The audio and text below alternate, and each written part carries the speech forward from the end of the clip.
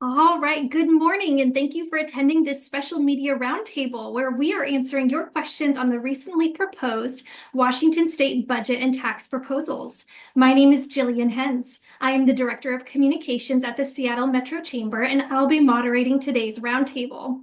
Our two presenters today will briefly take turns sharing their experience and work on tax and budget issues and what they find most interesting about the current proposals at the state level. We will allow our presenters to get through their sections first and then answer your questions at the end. After our speakers share, we will have a more casual format for Q&A today.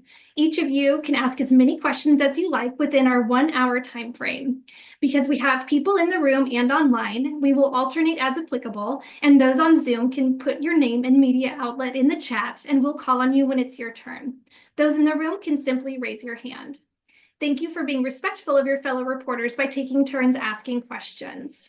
Additional questions after the roundtable can be sent to my email address, and I will pop that in the chat. Find it. There we go. Okay, now that we're all set up, I would like to introduce you to Emily Makings, Senior Research Analyst at the Washington Research Council. Hi. I will share my screen here. So the Research Council analyzes public policy issues, especially the state budget and state tax policy. I've been with the council since 2010, so I started reading state budgets during the really intense period of the Great Recession when there were a lot of spending cuts and tax increases that then transitioned over time into a period of very high spending and revenue growth. So I want to make 3 points about the operating budget situation today. First, revenues are still increasing, spending is still increasing, and the tax packages that are proposed would raise more revenue than is necessary to fund the spending proposals. So the first thing is that this is not a revenue shortfall like in the Great Recession. Revenues are still increasing.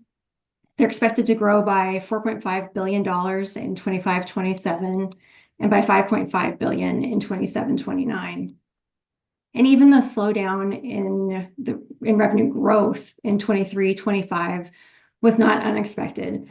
Every forecast for that biennium has expected slower growth going back to the first forecast in February of 2020. So this is not a revenue shortfall.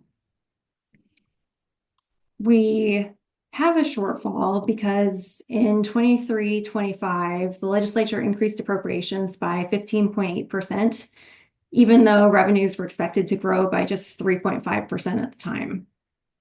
So that high spending level that was adopted in 2023-25 has carried forward into 25-27, the next biennium, as the maintenance level, which is the cost of continuing current services adjusted for inflation and enrollment changes. So compared to 23-25, the House and Senate budgets would increase spending by 8.1% and 9.1% respectively. So both budgets would increase spending even over the maintenance level costs. And that growth in spending, part of it is that the House would add 4.5 or 4.1 billion in new policy spending for the biennium, and the Senate would add about 4.7 billion. And these new spending increases include the biggest thing is the collective bargaining agreements for state employees and for non-state employees who bargain with the state. That adds about $2 billion in both budgets just for 25-27. Both add substantial amounts for special education, especially in the Senate, and both add more funding for other K-12 areas as well, like local effort assistance and material supplies and operating costs. Both budgets add food assistance, housing programs, behavioral health additions, and the like.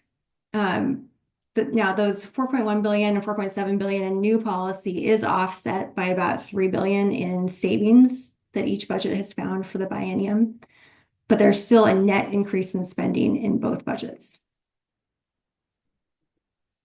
And then the tax packages are Well, both budgets rely on substantial new revenues. The net over 4 years is 14.9 billion in the House and 16.1 billion in the Senate. So the packages themselves are bigger than needed to fund appropriations.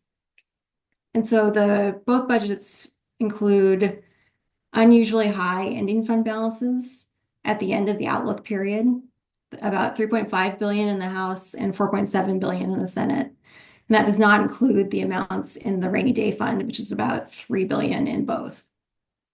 Neither proposal uses surplus money in the law enforcement officers and firefighters retirement system plan 1 account to reduce the shortfall. They would use it kind of in other ways or kind of hide the money for later use. The House would assume $2 billion in appropriations in the second biennium to prepay bond costs, which artificially reduces the ending fund balance. And then the Senate directs $1.7 billion from the sales tax out of the operating budget into the multimodal account in the transportation budget in 27-29. So again, revenues are forecasted to increase. This is not a situation like the Great Recession. Spending increased dramatically coming out of the Great Recession, and the House and Senate would continue to grow state spending in these budgets. But even with the increased spending proposals, the tax packages would raise more revenue than is needed. And now I'll hand it over to Bob Mahon, who is with Perkins Coie. Thanks, Emily. My name is Bob Mahon, and I head up the tax department at the Perkins Coie law firm here in Seattle. I also have taught state and local tax at the University of Washington Law School since 1999, which I guess really ages me, but I serve as an adjunct at the UW Law School.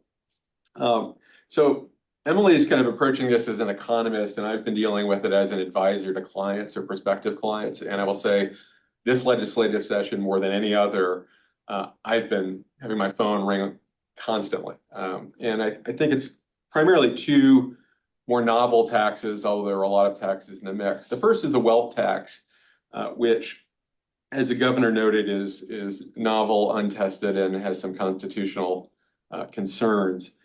It is the Senate and House versions vary in magnitude, but they both are effectively property taxes on publicly traded securities owned by Washington residents.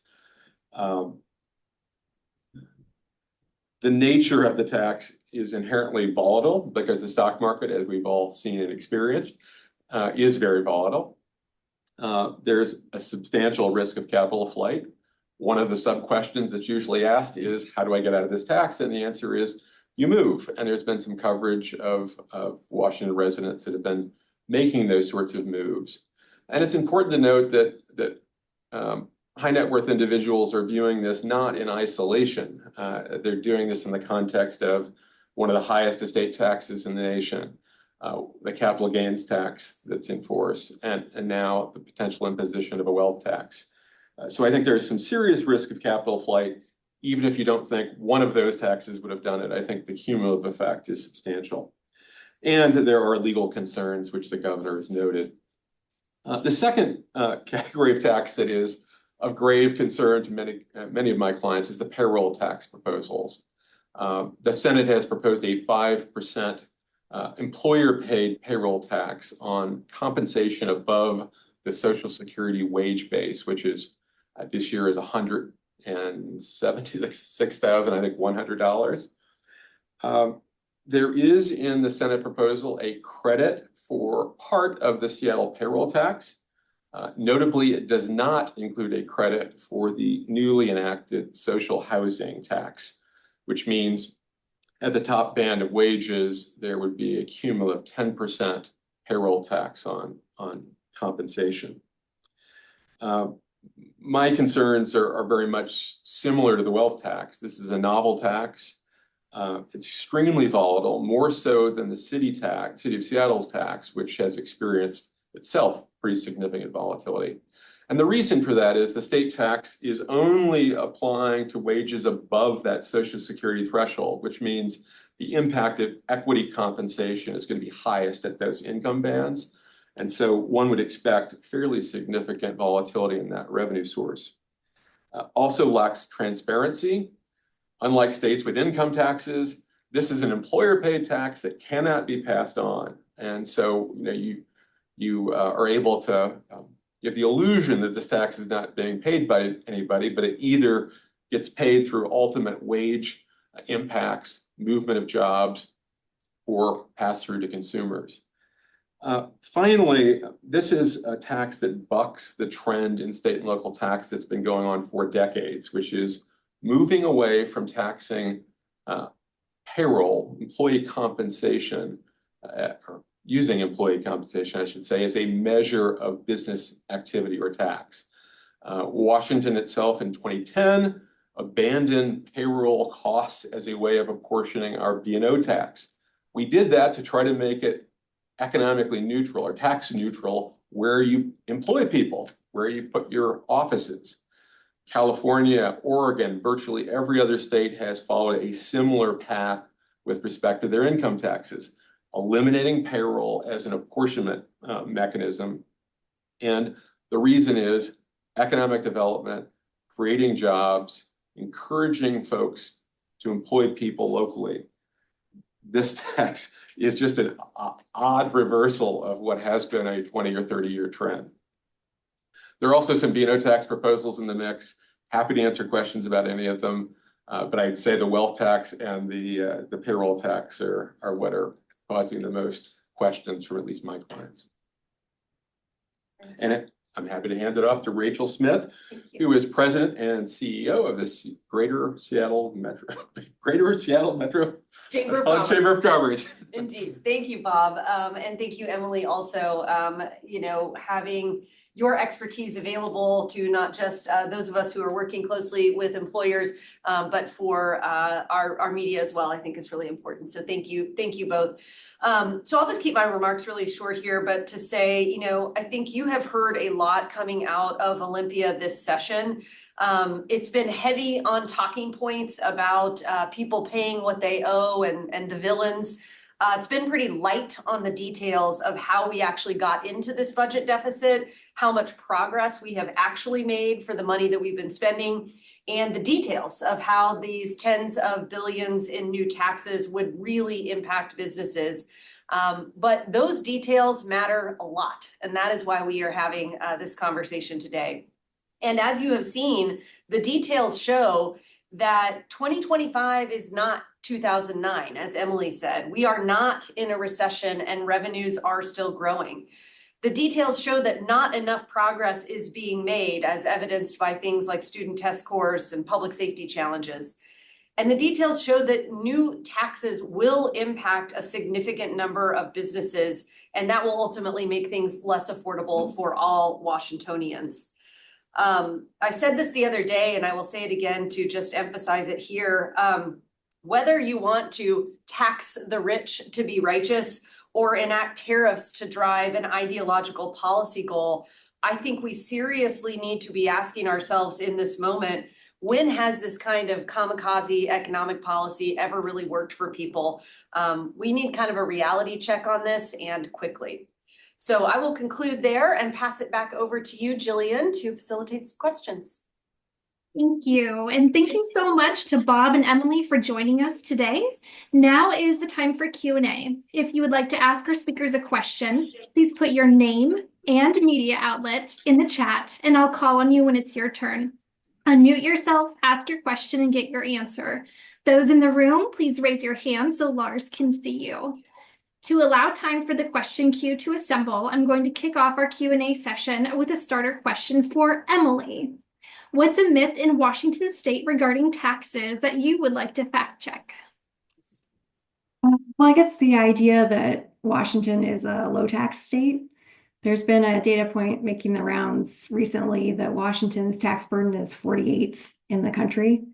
But that figure comes from a study from the Federal Reserve Bank in Minneapolis, that looked at state and local fiscal progressivity of tax structures. And that study, it found that Washington's average tax and transfer rate was 48th highest in 2015 and 2016. So this is before a lot of the big tax increases that we've seen since 2019 happened, like the capital gains tax and the B&O surcharge for higher education. Additionally, the study interestingly found that our state and local tax or our fiscal structure ranks actually right in the middle of the states in terms of progressivity. So in contrast to a different study that people often point to that shows that we have, one of the most regressive taxes in the country. When you include the impact of transfer payments, we are much more progressive and much more in the middle of the pack. But regardless of all that, even if our average tax rate is comparatively low, data from the Census Bureau shows that in 2022, Washington's state and local taxes per capita ranked 14th highest in the country. Taxes paid by businesses in Washington are the 10th highest in the country on a per employee basis. And a recent study from the Tax Foundation found that Washington's tax competitiveness ranks the 6th worst in the country. Jillian, I would just respond also. I think one of the things that gets missed is Washington, I believe it's 53% of taxes are paid by business. And I don't think people realize how much business bears in the state. So higher than Oregon, higher than California, higher than what we consider our high tax peer states, or what I consider high tax peer states. Yes, thank you to both of you. Okay, I don't yet have any reporter questions in the chat. Do we have any in the room? We do. Anna, please. Anna Edgerton with Bloomberg. I am sure you're communicating all of this to our elected representatives in Olympia. And I was wondering what kind of response you get and if there's a willingness to engage with these facts that Bob and Emily laid out, or, also since the governor has said he wouldn't sign a budget with a wealth tax, what that engagement looks like now and kind of what the alternatives are to this wealth tax and payroll tax, and kind of where it looks like we're going from here. Yeah, I could take that and would invite my colleagues from the associations to also jump in here if they would like to. But I think the conversation, and I sort of said this in my remarks from the beginning of session, has really been around the taxes. It has been, what taxes do you want? What taxes do you not want? It has been around the sort of your position on those taxes, how much you like or dislike them. Do you think they are good or bad? And we just fundamentally think that is the wrong approach. Instead, and frankly, Governor Ferguson has said this, and we agree, we should be first looking at responsibly managing spending with an eye to getting results. We should also be adopting budget practices for sustainability, so not using one-time money for ongoing programs, not budgeting more than what your economic forecasters tell you is likely to come in, and to also looking at the things that have really driven the deficit, some of which Emily referred to. And we need to do all of that before talking about raising taxes. And that continues to be our position. And if I could ask a follow-up to that, Emily laid out some tax myths, which I found very interesting. One that I hear a lot is that Washington is the now second most regressive state in terms of taxation in the country. The capital gains, I guess, put us above Florida in that respect. I think that comes from the Institute on Taxation and Economic Policy. Yeah. Is that right? Or is there any kind of nuance to understanding like our ranking in terms of regressivity? Because that seems to be driving a lot of the make the tax code more fair, and that a lot of the burden is borne by lower earners. Emily, do you want to take that? Yeah. That point does come from the Institute on Taxation and Economic Policy. And we have a lot of issues with how they do their ranking. For example, they underestimate consumption or they overestimate consumption, sorry. But they also don't include any impact of transfers or they don't look at anything beyond just the tax structure. Additionally, their methodology is essentially, weighted to make to be in favor of income taxes. So if you don't have an income tax, you don't look great on that in their study. So it's very, it's an advocacy group and it's very weighted. We have a full report that has a lot of our concerns with it that we can point you to. Ultimately, yeah, go ahead, Bob. I was going to say, I think there are a couple things that illustrate the challenges with that methodology. One is one of the big progressive efforts recently was the working family tax credit. That's a payment out to low-income individuals. Well, that's not being counted as reducing our progressivity because it's a transfer payment. And the other is the payroll tax proposal. It's touted as sort of being progressive, but it's a business tax. It won't get counted as it's going to be counted as a business tax. It's not going to be counted as a tax on those highly compensated employees for purposes of measurement. Because it's not an income tax. Right, exactly right. Okay. And the real question is adequacy of revenue. It's not, the question really shouldn't be regressivity. Is Mississippi a better tax system? Is it a better place to be? No, and it's because we're not counting the payments, the expenditures, what we spend our money, those revenues and the expenditures is far more.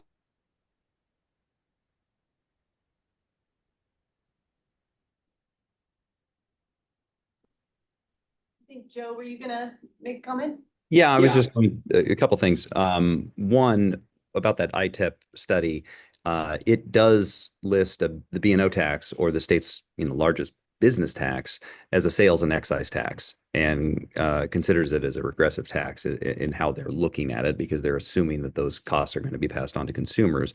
It's a tax paid by business, but they're looking at it in the category of sales and excise taxes. I would point back to the study that Emily was referring to about from the Fed that when you factor in all these things, including the transfer payments, it puts Washington more at the middle of the pack. That's a methodology that deserves a little more attention as folks are continuing to hammer home the regressivity numbers. The other issue is just efficacy of our dollars being spent. And the K-12 education is maybe probably the best example that jumps out at you. We're seeing our spending on K-12 grow at twice the rate of the national average over the last since around 2012 or 2013, growing at twice the rate of the national average, growing at 3 times the rate of inflation, yet our test scores are falling faster. Our graduation rates, all of the metrics that really are can give you a good sense of what the future success of our students are going to look like. All of those are trending in the wrong direction, and added on top of that is you're seeing massive enrollment declines as people are opting out of the public school system. Those are really troubling outcomes that are coming from this massive increase of state funding. So as much as we're talking about where does the money come from, it's equally as important to have the conversation about where's the money going and are we getting good value for that? And are we solving the societal problems that need to be solved with those dollars? Great. Thank you so much. We do have a question from Cheryl from the Columbia Basin Herald here in the chat. Cheryl says, not trying to be argumentative, but I suppose the argument for the taxes is the burden will be on the people who can most afford it. That's not how it works, of course. But what's your answer to that assertion? Thanks, Cheryl. Emily or Bob, one of you want to take that? Well, I mean, I think theoretically it depends on, I guess, whether you view there as being a need, but my kind of view is that it is true, I think, that if the taxes are paid, they will be paid by people who can afford to pay them. Will they? Will a Washington resident decide to stay around to pay a tax, particularly when the messaging has been about taxing for the sake of taxing, or at least that's how it's perceived. And I think there are a lot of very civic-minded folks who would be happy, or are happy to contribute, and they do. And I don't think that's being reflected in these approaches, which seem to be taxing for the sake of taxing. So I think there's a question of whether you realize that this this revenue and the long-term effect of either the payroll tax, I think, or the wealth tax, I think will be disappointing in the long term, even if you do recognize some revenue in the short term. I agree, Bob. And I would just say, as somebody who worked in government for many years myself, if the question is simply, can somebody afford a tax? Well, then that is a simple question to ask and answer. But again, for me, and in my time in government, we did not tax to accomplish a specific goal related to an individual, to be punitive or because they could afford it. It was to pay for the things that improve people's lives. It was to get the results that Joe just spoke of. And all of that always had to also be balanced. Those tax decisions had to be balanced, to Bob's point, with other economic realities, and to ensure that you are budgeting sustainably so that you don't have these wild swings where you're adding programs and spending and then pulling those things back. So I think, again, it's kind of the wrong question to simply say, can somebody afford it? The question should be, what are we trying to accomplish? How much revenue or resource do we need to do that? Can we get the results, and is it sustainable? Hey, Rachel, if I can, maybe I'll build off of Please. that. The economy is a system, and we need a strong, robust economy, which means we need a thriving entrepreneurial environment, a thriving medium-sized market, and a growing larger market as well. And it all works together. Small businesses do business with medium and large companies. Large companies rely upon small and medium-sized businesses to accomplish their goals and objectives. So the economy is a system. It takes all those parts coming together. What they need is two things. They need predictability and they need certainty. And the conversation in Olympia is not about predictability this year, with the exception of being predictable about trying to raise more revenue without a conversation, as Joe just talked about, relative to what are you getting for the investment that we're making. And uncertainty at an all-time high, and not just at the state level, but federal uncertainty as well. I mean, heck, just today, the market was up 1,400 points. So those that have been looking at their retirement accounts the last week have seen them go down, down, down, down, down. You were hoping maybe they'd bounce today, but the market's now back to being flat for the day. So what do we all crave? We all crave certainty. We all crave predictability. And that system that's called our economy relies on those two things. Thanks, Kris. Thank you. Okay, no other questions in the chat. Any more questions in the room? Could I ask a follow-up on what Kris just said? Because, as the markets fluctuate, we could see people come in and out of that $50 million threshold for those four asset classes. We also see people making different decisions on when to realize gains. I was wondering if you just talk briefly to how a tax that is expected to be paid by roughly 4,000 people based on market activity in both cases, how and whether that should underpin the state finances. And maybe, Bob, you could add, because there are two different proposals on that. Yeah. Also. Yeah, I know. Making it even more Yeah, complex. It is. I mean, the number one question is, can you rely on any revenue forecast for a tax that is so volatile? And I think that's the danger, right? With any, the one thing, whatever you say about the sales tax, whatever you say about the B&O taxes, they're more stable than income taxes, which are more stable than capital gains taxes, which is more stable probably than the wealth tax will be. And so that volatility, you just need to build into the system, which means not spending it all based on a forecast. You've got to expect that to go up and down. The current wealth tax proposals, vary pretty dramatically in how they deal with that $50 million exemption. So the Senate version has exempts taxpayers with less than $50 million of taxable assets from the tax. The House gives a $50 million exemption for everyone. And those sound pretty similar, but they're pretty different. And so for somebody that, let's say you hit the bounce and you're at $51 million worth of Microsoft or Amazon stock, let's say, the tax on that person under the House proposal is, I think it's $8,000. So you get your $50 million exemption and you're taxed at 0.8% on that 1 million. In the Senate proposal, at 49 million you pay nothing, but at 51 million you pay $510,000. I had a tax professor explain to me that this was like the burn chunk at Yes. which you would like, Yes, you'd be better off Yeah. giving away your, Yeah. $500,000 worth of stock at that point, to avoid triggering that tax. And so it's a peculiar feature of the Senate version. But you're right. I mean, people will be toggling in and out, and that December 31 market close could mean you pay a $500,000 tax or nothing. Mhm. And it's, one of the challenges with really the capital gains tax. It's also true for this tax, and to a certain extent the payroll tax, again, because so much of the highly compensated workforce relies on equity compensation, which tracks the market in ways that probably Emily could explain better. But certainly there is a large, I mean, I think what Seattle has seen, the effect of stock prices of a couple companies impact revenue significantly. Mhm. Yeah, the Seattle tax is highly dependent on a handful of companies. And I just want to reiterate what Bob said about sustainability. When you're proposing taxes like these that are brand new, they haven't been tested, we don't know what to expect.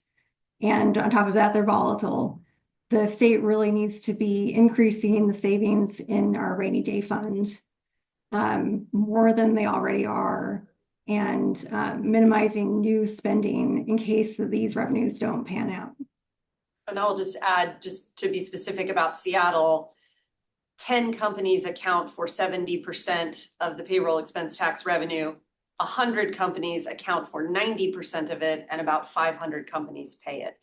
So it is both paid by a lot more companies than people think, right? People assume that this is only on a small, so it is actually impacting more companies than people think.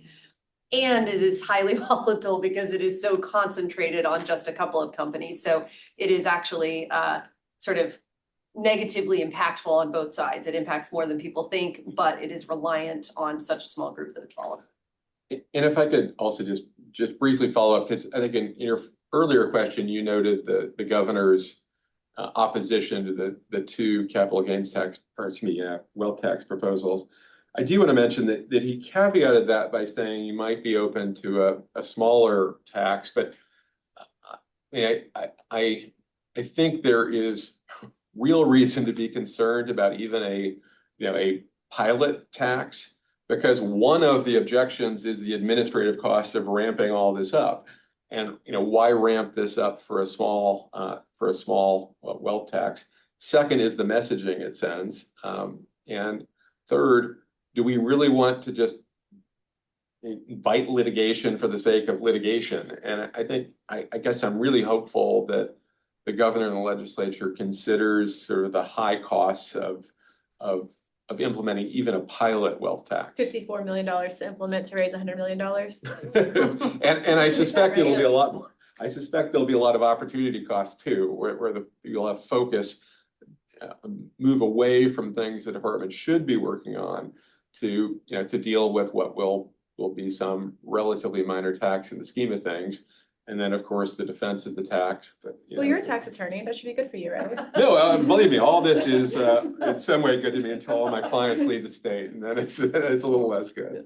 I think we had another question, Jillian, is that right? We sure do, Rachel. So Cheryl from the Columbia Basin Herald had a second question.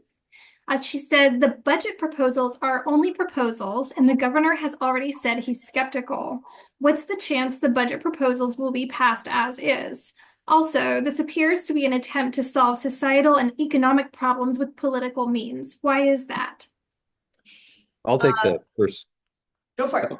Yeah, I'll take that first question. I mean, I do think the governor was clear in his press conference that none of the options that are on the table to date are acceptable to him, and certainly they're not acceptable to us. One of the questions that we'd heard earlier was around our advocacy efforts, is our conversations with legislators having any sort of an impact? And I say absolutely they are. The budget process is a very insular process. There really is a small number of individuals that are really involved in the, down nitty-gritty details of negotiating the budget. And that's particularly true prior to the release of the initial budgets in each chamber. So you're at the point now where there's been so much more attention that's been brought to both the spending plan and the tax plan from outside groups, from the community.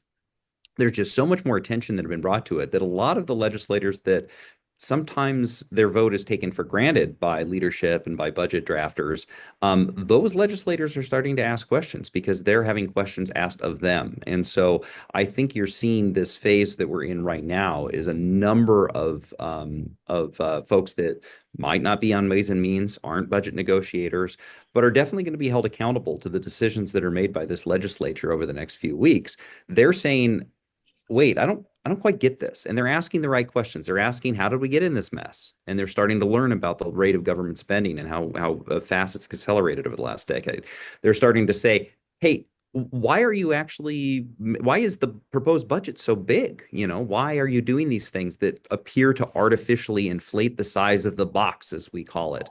And in many cases, the leadership, budget writers, they don't have very good answers. And as a result, it's really empowering a lot of the rank and file members to push back. And as a result, I think we're trending in the right direction right now. But again, we've got 2.5 weeks to go, possibly that plus 30 days. But with more and more of the rank and file legislators that are going to be asked to vote on these budgets and these tax plans actually starting to be forcing themselves into a position to exert leadership on this process, I think the product is getting a little bit more responsible through that process. Rachel? Yeah, I will maybe I'll just answer the second part of the question around sort of solving societal problems. And, again, as somebody who spent nearly 15 years in government, we do need to do that. We need to support people. We need to invest in programs that get results, which we've talked a lot about, so I won't belabor that. I will say, our experience here in Seattle, we have exported a lot of great ideas from the city of Seattle, and we have exported some not so great ideas from the city of Seattle. And some of these things have been experimentation with wonderful results, and some of them have had a lot of unintended consequences that we then either live with or sort through. And so I think that it is important to really contemplate all of the consequences, intended and otherwise, as you are thinking about these kinds of proposals. And the other thing I'll say, that's sort of taking that answer from a very, very local level. On a national level, of course, we need to be fighting back against national policies that don't serve us well here, that don't align with our values. We see Nick Brown, fighting the good fight in court when he sees moves that are illegal. We see local mayors and others, sort of double down on being sanctuary and things like that. But sort of preemptively raising business taxes as an attempt to solve societal issues and sort of making things more expensive and threatening our economy is not the right move. That is not the right approach. And I think we're going to see, like I said, unintended consequences if we try to go in that direction. Great, thank you. Okay, I have no other questions in the chat. Do we have any more questions in the room? No. Okay, hearing none, I'd like to open the floor to AWB, the Bellevue Chamber, the Seattle Metro Chamber, and Washington Roundtable to share any closing thoughts.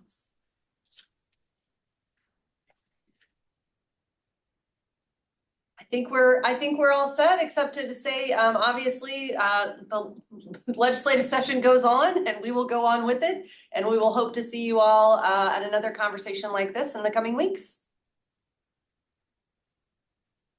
Thank you, Rachel. Thank you again to each of you for joining us. I look forward to your follow-up questions in my email inbox, and I'll drop my email in the chat one more time. And then when you are ready, you are welcome to disconnect and have a wonderful day. Thanks, everybody. Thank you. Thank you.